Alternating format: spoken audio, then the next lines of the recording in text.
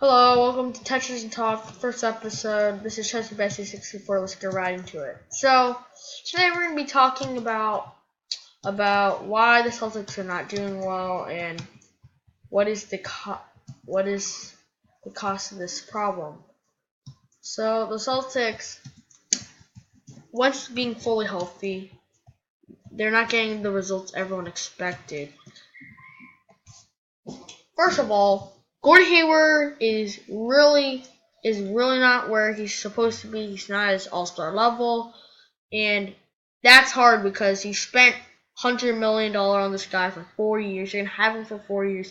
He's not really getting better, and you're a contender, and you can't every year counts because next year Kyrie's a free agent. Every year counts. You can't wait 1 year. So this is the year you gotta be at it where Tatum's at his prime, because people get older and people get worse, and that is right now not. That's why the Celtics are really, and that's why it's a bad thing the Celtics are slumping.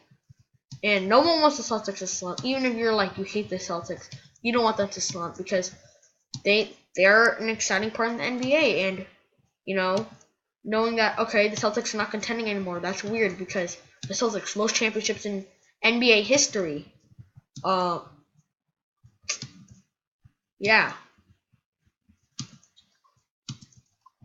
So, and now Hayward is not performing, and what are you gonna do? Kyrie says he's gonna resign, but they're lucky they have a background, because if they were just relying off Hayward as their best player, that's not an option.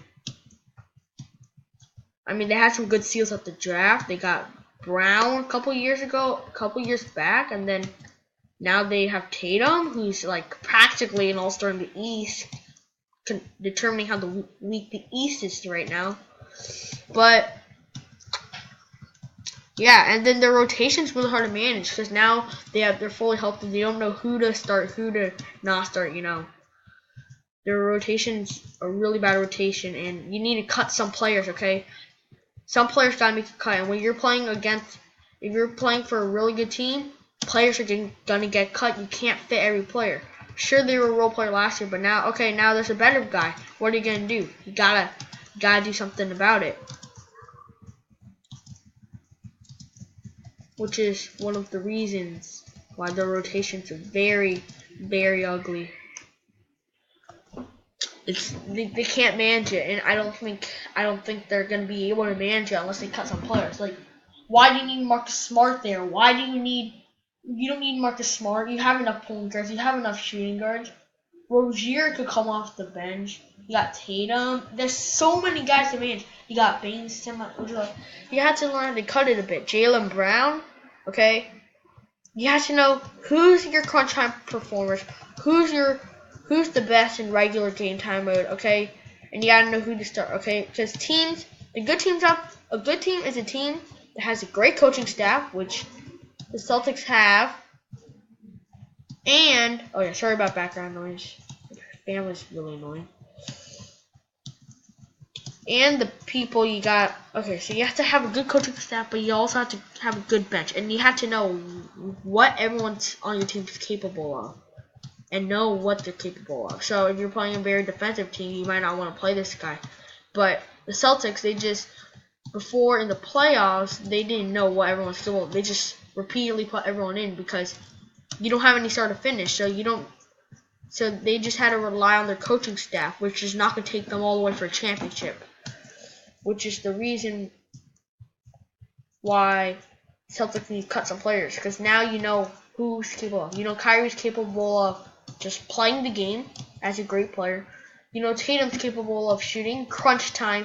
Brown's really good at rebounding, dunking, and can play some good defense. So you have to know who's capable of what. And I'm not saying Brad Stevens is a bad coach, but I'm just saying that now he's not used to all this talent. If you know his background back in Butler, he was coaching Hayward actually. They couldn't win one, unfortunately, but when it comes to talent, you gotta know some players can't make the cut. Brad Stevens, I feel like he distributes playing time too much. He plays a lot of guys that shouldn't be played. but Brad Stevens, he knows how to develop, but it's not really showing it this season. And I'm not saying get a new coach. You need to keep Brad Stevens, but I don't think you got to cut some players. So Celtics have to make some big moves here if they want to win. If they want to do this, if they want to do that. Other reasons that some teams are just surpassing them in trades. They're not making big moves in the offseason anymore because if you remember, they got a bunch of draft picks from that Paul Pierce trade a few years back, and now they start trading them away. They traded a lot for Kyrie, which I think was an amazing trade for them. People at first didn't think it was amazing. I'm a Cavs fan, and I thought it was a good trade for the Cavs, but looks like the Cavs are trash now. So yeah, but like you can't do that. Honestly, you have now they have no more money. They have nothing for rebuilding. Now they're a contender, and they have to stay a contender.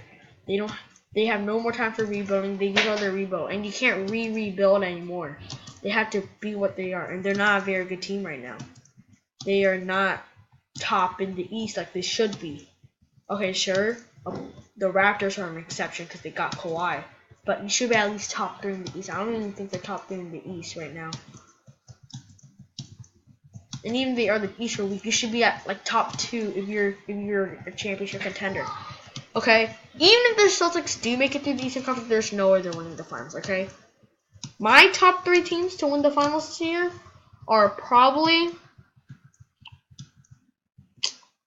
the Raptors, the Warriors, and the Thunder. The Rockets are doing horrible. And yeah, they're not making any big off-season moves. And they're not taking any risk or gambles. They just made moves a couple years ago, rebuild, and now they're stuck with it. And now they make a mistake, they can't do anything. They can't sign any more stars. They can't find any more good trades now because they don't want to trade that talent away to another team. But also they don't know who to cut, how are they going to rebuild? I mean, who are you going to cut? Who are you going to rebuild?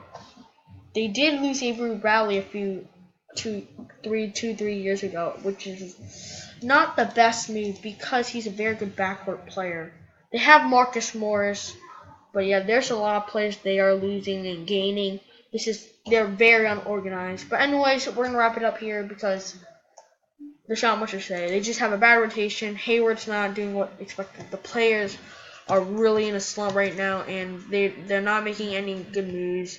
They're not trying to look for any trades or anything, and that's not good. They're in a slump, and whether you guys realize that or not, I have, and yeah. Anyways, I hope you guys enjoyed the video. Next video will be about why are the Raptors super good right now. Anyways, I hope you guys enjoyed the video. Chuzzy Buzzy 64 out. Peace.